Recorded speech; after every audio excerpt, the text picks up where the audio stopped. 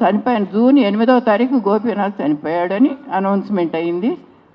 8వ తారీఖున 8వ తారీఖు నుంచి 25వ తారీఖు అప్లై చేసింది ఆవిడ.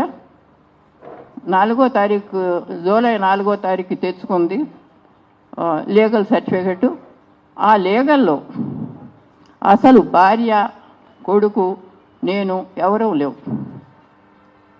పెండ్లైన భార్య, ఆయనకు పుట్టిన కొడుకు, నేను ఎవరు లేకుండా తను 3 బిడ్డలను పెట్టుకొని మేమే లీగల్ అని తెచ్చుకుంది.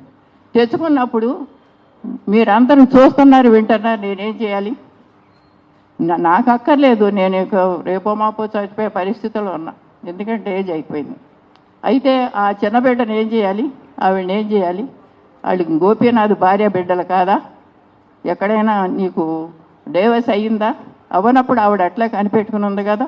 దానికోసం నేను లీగల్గా ప్రొసీడ్ అయ్యి వేసేసరికి ఎంఆర్ఓ మేము చూసుకొని క్యాన్సిల్ చేసేస్తామని చూసుకొని క్యాన్సిల్ చేసి కలెక్టర్ కూడా పంపాడు.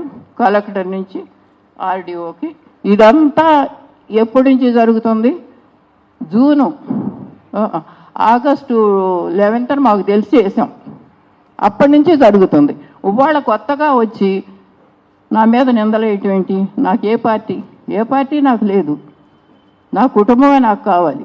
ఆ కుటుంబం కోసం ఇన్నాళ్ళు కూడా నోరు మూసి కూరుకున్నాయి ఏం జరుగుతుంటే కూడా.